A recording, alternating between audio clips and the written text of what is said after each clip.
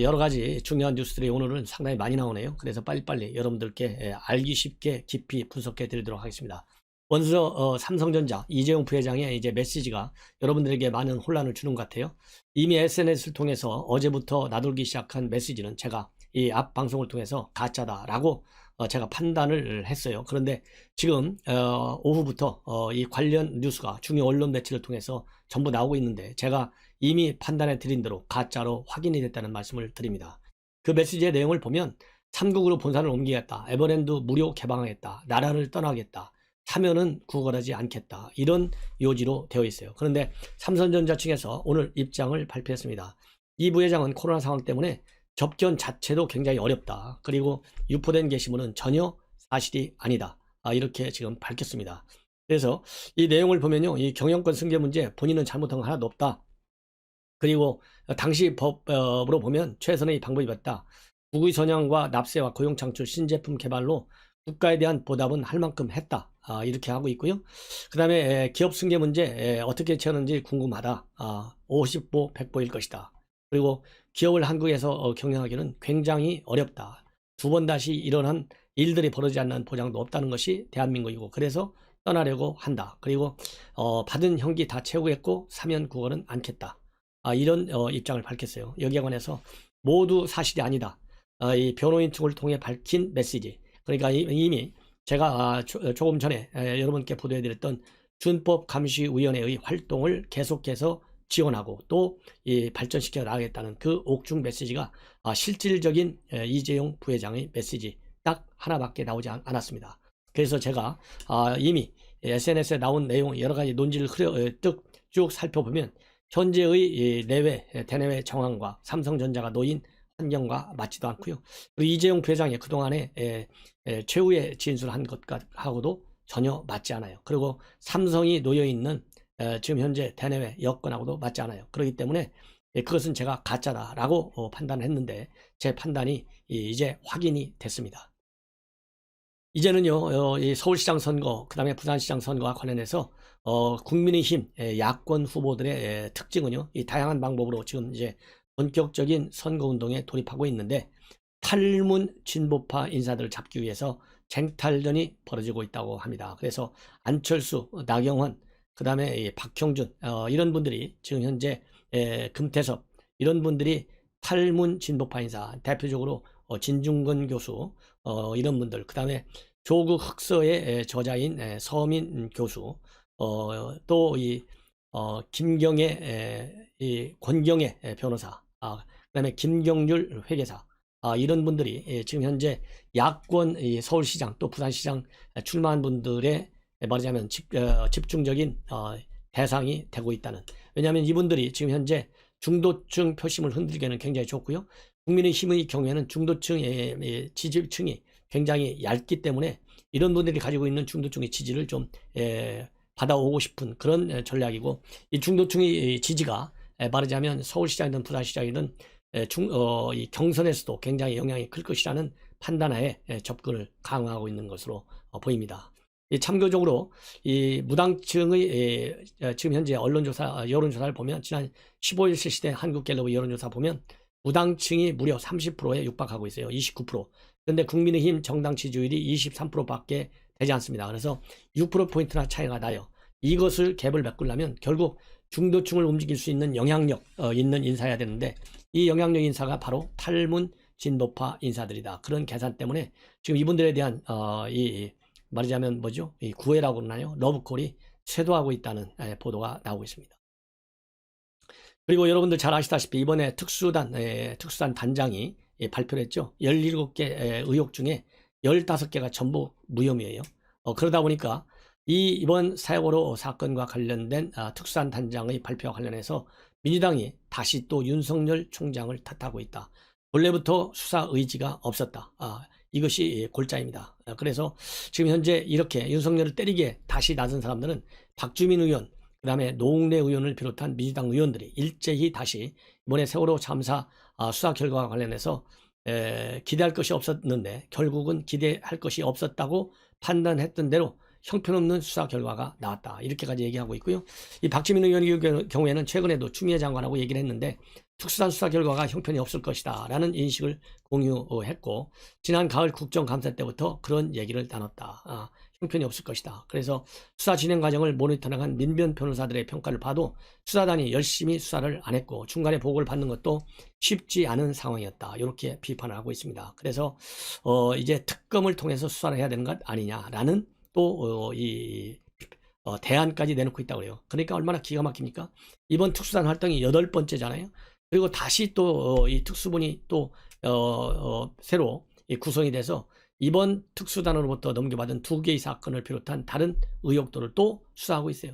근데 여전히 또 부족하다는 겁니다. 도대체 그러면 몇십 년간이나 이거를 수사를 해야만이 만족을 할 것인지. 이번에 수사단장이 그랬잖아요. 없는 죄를 만들어낼 수는 없다. 그렇게 얘기하지 않습니까?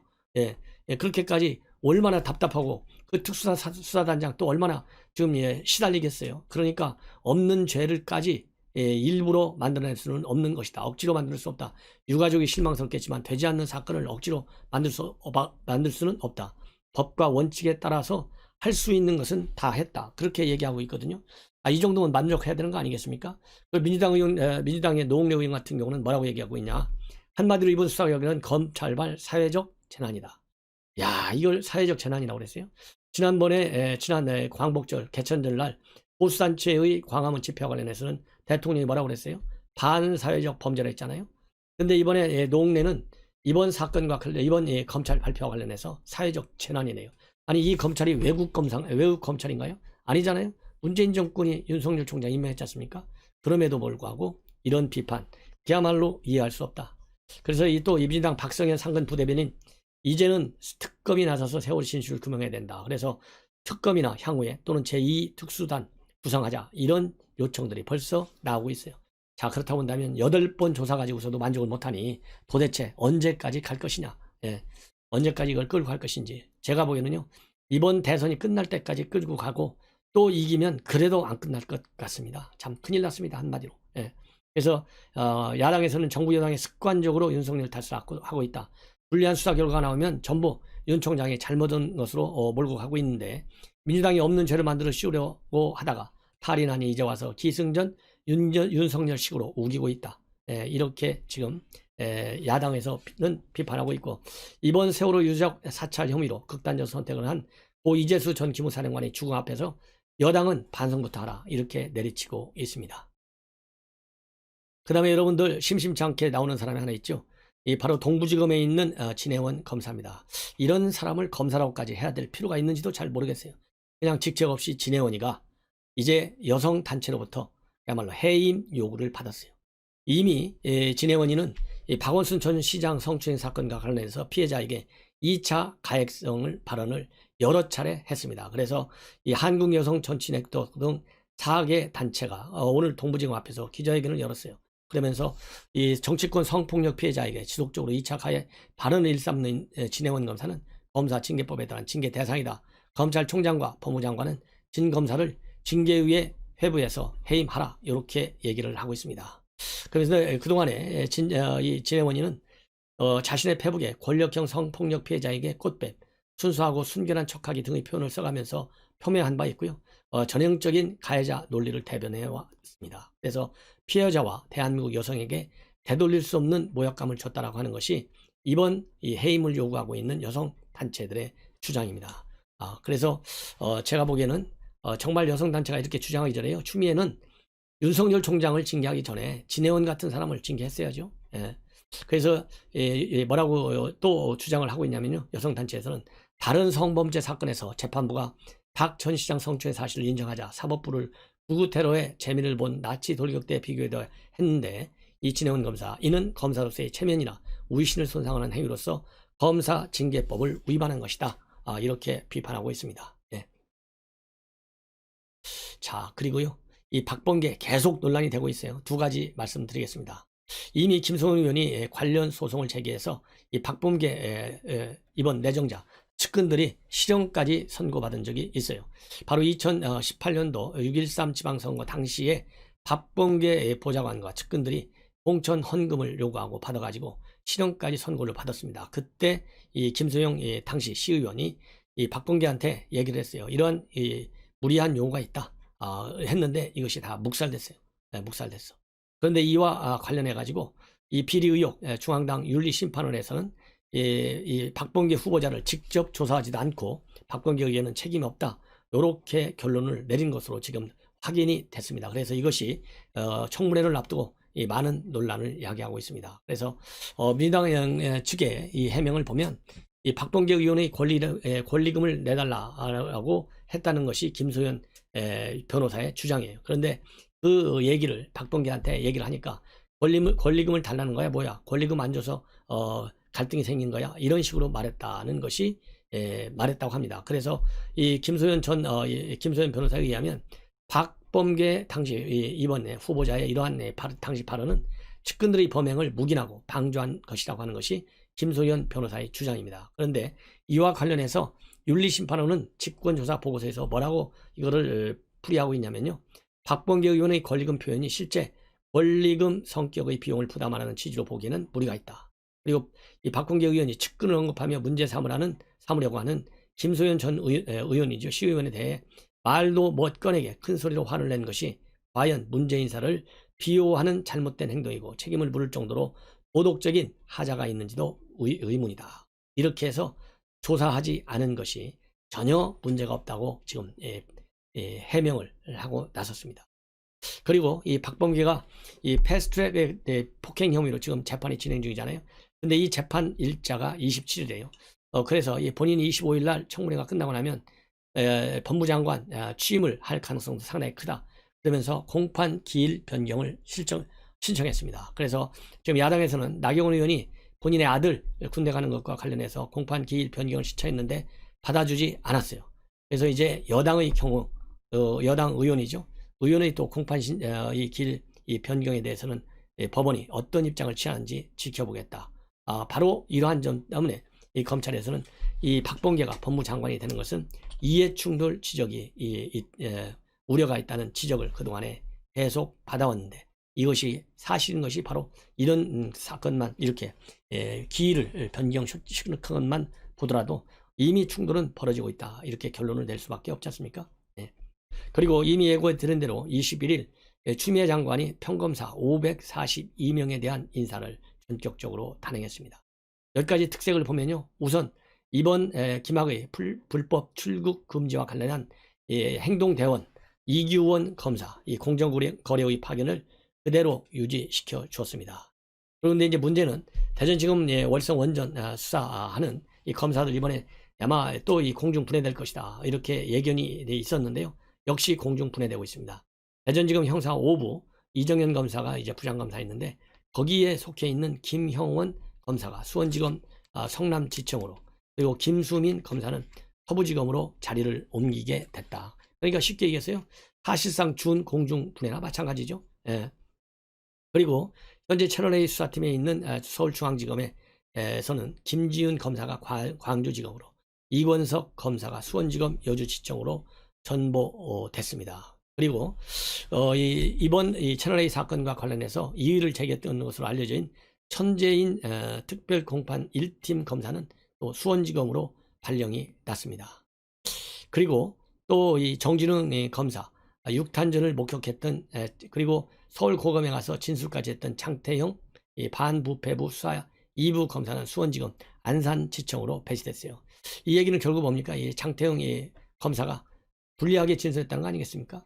이런 걸로 본다면 그야말로 현 정권에 도움이 되지 않는 검사들 전부 공중 분해시키거나 다른 이 파트로 전격적으로 이동 조치했다. 여기에 특색이 있다고 보지 않을 수 없습니다. 자, 다음으로는요. 조국달 조민 의사면허 이거 정경심 재판이 끝날 때까지 정지를 시켜달라고 하는 국민청원이 어제 청와대에 올라갔습니다. 근데 하루 만에 10,000명을 넘겼어요. 이것만 보더라도 정부 당국에서 반드시 조치를 취해야 되겠다는 생각이 듭니다. 아니 가짜 서류 가지고 합격을 했으면 당연히 무효되는 거잖아요. 그럼 학교에서 무효 처분해야죠. 조국이 무섭다고 손을 못 대고 있으니 참 기가 막힌 거 아니겠습니까? 그런 사이에 조민이가 시험을 봐서 실기와 필기가 합격했어요. 이거 혹시 시험 문제 좀 공부를 정말 제대로 해서 본 건지 실력이 돼서 시험 합격한 건지 이것도 또 한번 조사해 봐야 할 정도로 그동안에 비리 의혹과 그 다음에 가짜 의혹에 휩쓸렸던 사람이다. 자, 이제는요, 이 남인순 의원과 관련해서 말씀을 드리겠습니다. 이 남인순, 그리고 김영순, 한국여성단체연합 상임대표, 이미 고소가 됐죠. 성추행 피해 사실, 피로사실 유출 의혹입니다. 그래서 이거를, 최종적으로 경찰이 맡게 됐는데요. 이 경찰이 맡게 된 이유는, 가장 큰 이유는 검경 수사권 조정에 따라서 이 6가지 사건을 제외한 나머지 사건도 전부 경찰이 조사하게 돼 있어요. 그래서 검찰이 조사를 하지 않고 경찰이 조사한다. 근데 이 경찰 조사 믿을 수 있을까요? 이용구 차관 수사 지금 다시 받고 있지 않습니까? 그런 것처럼 상당히 이 경찰 수사의 신뢰성이 앞으로 굉장히 문제가 클 것으로 보입니다. 예. 그 다음에 이 홍준표 대표가요, 또 김종인 비대위원장을 가격하고 나섰습니다. 마치 트럼프 말년이 비참해지는 것처럼 이 비참한 그 문재인 대통령의 문재인 대통령 말하자면 도 마찬가지죠. 지금까지 이제 이 트럼프의 이런 퇴직 후 상황과 관련해서 문재인 대통령을 비판하는 이런 입장문도 이 정치인들에서 많이 나왔는데, 오늘 홍준표 의원은 이 트럼프 대통령을 빌어서 또 문재인 대통령을 싸잡아서 비난하고 있습니다. 그래서 몽리 정치가 허무하게 끝이 났다. 트럼프 대통령은 신임 대통령 바이든의 취임식에 불참하는 마지막 몽리를 부리고 측근들을 무더기 사면한 후에 셀프 환송식하고 핵가방까지 들고 백악관을 나갔다. 문재인 정권과 색깔은 달랐지만 외교에 무지했던 트럼프는 대북 정책만큼은 문 정권과 한몸이 되어 김정은의 의전평화회담에 4년 내내 놀아났고 결과적으로 우방국인 한국의 지방선거에도 깊숙이 개입하는 어리석음을 저질렀다. 노인의 몽리 정치는 말년을 비참하게 한다는 것을 트럼프의 교훈에서도 우리는 여실히 볼 수가 있다. 이제 그에게 남은 것은 그의 기행과 부정에 대한 뉴욕주 검찰의 단죄일 뿐이다. 그래서 권력이란 허망한 모래성이다. 이 얘기는 결국 문재인 정권에 대한 경고 차원의 메시지다. 이렇게 보는 것이 맞을 것 같습니다. 예. 자, 이렇게 해서 여러분들 아시다시피 몇 가지 중요한 내용을 말씀드렸고요. 이제 하나만 더 추가시킨다면, 여러분들 진중권 교수가 중앙일보에 굉장히 좋은 칼럼을 하나 실었습니다. 이 제목이 시대착오적인 결사 옹의, 임종석 제발 문 그냥 놔둬라. 최근에 임종석이가 뭐라고 그랬어요? 민주주의가 너무 쉽게 약해지지 않도록, 그리고 대통령께서 외롭지 않도록 하기 위해서 뭔가 한 일을 찾아야 되겠다. 이렇게 SNS에 글을 올렸어요.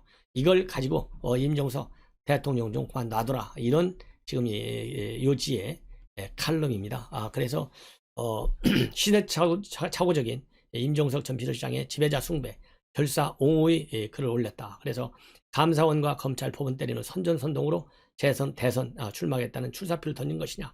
스스로 민주주의 정치 소양이 없음을 드러냈으니 이제는 헛된 꿈을 접어라. 이런 취지로 되어 있어요. 그래서 이 내용 여러분들께 한 5, 6분간에 걸쳐서 쭉 한번 읽어드리겠습니다. 굉장히 이 칼럼 내용이 좋습니다. 제가 빠른 속도로 좀 읽어드릴게요. 민주주의가 너무 쉽게 약해지지 않도록 대통령께서 외롭지 않도록 뭔가 할 일을 찾아야겠다. 법원에서 검찰총장 징계의 효력을 정지시키자 임종석 전 비서실장이 SNS에 글을 올렸다. 대통령이 법치를 무시했다가 큰 방신을 당한 상황. 그 와중에도 그의 머릿속에는 오직 지도자 결사 옹의 생각밖에 없다. 그가 대통령께서 외롭도록 그냥 놔뒀으면 좋겠다. 왜냐하면 청와대의 모든 비리가 실은 그가 비서실장으로 대통령 곁에 있을 때 저질렀기 때문이다. 대표적인 게 울산시장 선거 개입 사건. 이 비위에는 청와대 8개 부서가 연루됐다. 이 모든 부서를 움직일 권한을 가진 이는 내가 아는 한 비서실장밖에 없다. 그 시절 전병헌 정무수석과 조국 민정수석의 직권남용 사건이 일어났다. 월성 원정 경제성 평가 조작 사건도 그가 청와대에 있을 때의 일. 이번에 문제가 된 김학의 출국금지 사건도 그의 재임 중에 일어났다. 적법 절차를 무시한 이 사건에는 그 시절 청와대 민정수석실이 개입했다는 보도가 나온다. 일찍 이렇게 많은 청와대 인사들이 비리에 연루된 적이 있었던가? 정무수석, 민정수석, 비서관, 행정관 등 기소된 이만 15명. 혐의도 뇌물에서 직권남용, 공직선거법 위반까지 다양하다. 한둘이라면 개인적 일탈이겠지만 이렇게 많은 이들이 동시다발로 사고를 쳤다면 뭔가 구조적 문제가 있다는 얘기다. 한마디로 청와대의 작품 자체에 심각한 문제가 있었던 것이다. 이는 단순한 무능의 소치가 아니다. 그 모든 사고가 민주주의 체제의 운영 원리 및 작동 방식에 대한 근본적 몰이해에 기인하기 때문이다. 최근 임종석 전 비서실장이 쏟아내는 발언들은 그 오류의 근원이 어디에 있는지 뚜렷이 보여준다. 일단 눈에 띄는 것은 1년의 사건에 들이운 대통령의 그림자. 울산시장 선거 개입은 애초에 VIP 관심 사업으로 잘 봐줘야 손타쿠, 즉 남의 마음을 잘 헤아린다는 의미의 일본 말이 손타쿠라고 합니다. 사건이다. 경제성 평가 조작 사건도 월성 1호기는 언제 멈추냐는 대통령의 한마디로 시작됐다. 김학의 사건 역시 조직의 명운을 걸고 책임질이라는 그의 한마디가 발단이 됐다. 대통령의 명이라면 법을 어겨서라도 무조건 관철해야 한다는 관념. 이는 사실 전체주의 국가의 초월적 지도자에게나 어울리는 것이다. 법치국가에서는 아무리 대통령의 뜻이라도 할 수 없는 일이 있는 법. 그때는 대통령에게 사실대로 보고하고 무리한 지시를 철회시키는 게 올바른 참모의 역할이다. 그럴 땐 보자로 정치적 위기에 처하자 집단으로 대통령 보위에 나섰다. 하지만 재벌은 남주나 역시 법률과 절차를 무시하며 억지로 검찰총장을 내치려다 망신만 당했다.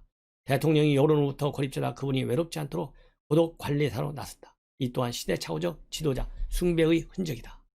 선출된 권력이 법을 초월한 통치행위를 한다는 생각 자체가 민주주의와는 거리가 먼 것이다. 하지만 그들은 거꾸로 이에 제동을 거는 검찰, 감사원, 사법부의 기능을 민주주의에 대한 정면 도전, 이건 윤건영 의원이 한 것이죠. 정부의 민주적 시스템을 붕괴, 이건 추미애입니다. 시키는 행위라고 부른다. 아예 의식 자체가 물구나무 서 있는 것이다. 임종석의 말을 들어보자. 우리가 합의하고 지켜가는 민주주의 제도는 매우 불안전하며 허약하며 빈틈투석이다. 각각의 구성원과 기관들이 끊임없이 성찰하지 않는다면 그냥 쉽게 무너져 내린다. 검찰과 법원이 서슴없이 그 일을 하고 있다. 도구를 주고 심부름을 시켰는데 스스로 만든 권한처럼 행사한다. 스스로 만든 권한이 아니니 검찰과 법원은 그것을 선출된 권력에 들이대지 말고 그냥 정권의 심부름이나 하라는 얘기다. 이 해교한 논리는 당연히 감사원에도 적용된다. 주인의식을 가지랬더니 아예 주인 노릇을 한다. 아마도 그의 머리에 권력 분립이라는 개념만큼 낯선 것은 없을 게다. 그들은 검찰이나 법원의 것과는 달리 자기들의 권한은 국민에게서 직접 나왔다고 강조한다. 하지만 문재인 대통령은 지난 대선에서 43%를 받았을 뿐 국민의 과반은 문재인 대통령과 민주당을 선택하지 않았다. 그의 권력 분립이 필요한 이유다. 즉 검찰, 법원, 감사원은 그들을 선택하지 않은 과반을 포함한 온 국민의 눈이다. 검찰총장 징계를 무산시키자 임종석은 법원을 이렇게 비난했다. 국민의 눈치를 살피는 염치도 자신들의 행동이 몰고 올 혼란에 대한 일만의 책임감도 찾아볼 수 없다. 그는 국민의 눈치를 말하거나 정작 국민의 과반 52.4%는 그 결정을 잘한 일이라 대답했다. 잘못된 일이라는 의견은 40.6%에 머물렀다. 그럼에도 그가 국민을 파는 것은 대중과 지도자의 직접적 결합이라는 이상한 정치 모델에 사로잡혀 있기 때문이다. 이 전체주의적 모델에서 그 결합 밖의 사람이나 기관은 간단히 기득권 세력으로 치부된다. 임종석 역시 판사들에게서 너무도 생경한 선민의식과 너무도 익숙한 기득권의 냄새가 난다고 비난한다. 법관 평가에서 만점을 받는 판사가 기득권 세력이라는 판단의 근거는 화학적 성격의 것, 즉 냄새가 난다는 것이다. 그럼 그 결정이 잘한 일이라 대답하는 국민은 어떡하나? 간단하다. 그냥 국민이 아닌 것으로 치면 된다.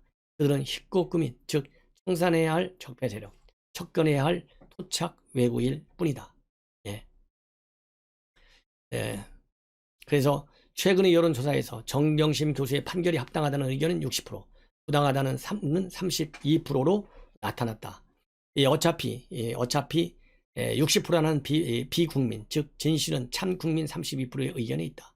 그들에게는 이들이 판단의 최종 심급, 이 콘크리트층이 사법부 위에 있다고 보기에 법원이 사실과 진실을 쫓지 않는다고 감히 말할 수 있는 것이다. 임종석의 민주주의는 우리가 합의하고 지켜가는 민주주의 제도가 아니다.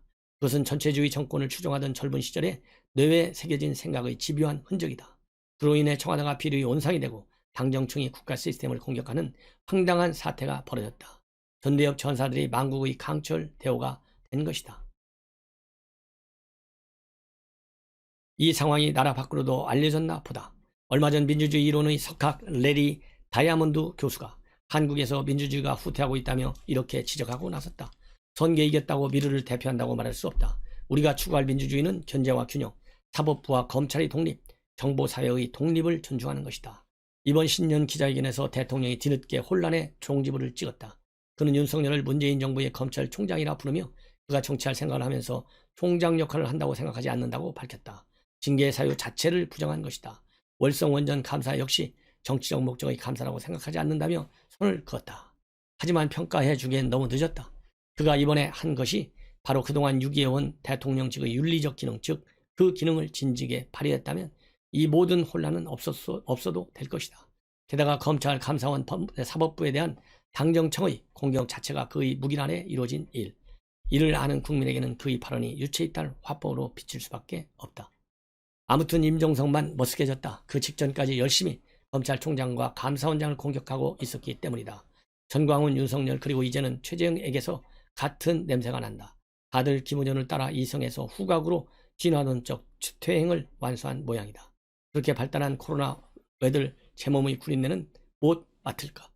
그의 갑툭튀 행보는 정치권에서 대선 출사표로 해석된다.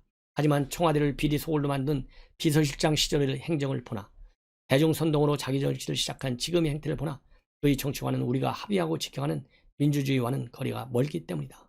즉 그에게는 민주주의 정치에 요구되는 기초 소양이 없다. 전대협 시절 그들이 하는 유일한 설득 커뮤니케이션은 선전선동. 마타도어의 수준을 보라. 윤석열, 최재형, 이꼴 전광훈이란다. 게다가 이 다 반역은 미제의 간첩이라는 문건으로 정치 학습을 시작했던 시절의 후유증. 제발 그 나라를 구하는 심령으로 헛된 꿈을 접었으면 하겠다. 좋겠다. 제2의 조국은 보고 싶지 않다. 여러분들 내용이 굉장히 좋습니다. 그래서 한번 온라인판에 들어가셔서라도요. 중앙일보의 진중권 퍼스펙티브를 꼭 읽어 주실 것을 당부드립니다. 대단히 고맙습니다.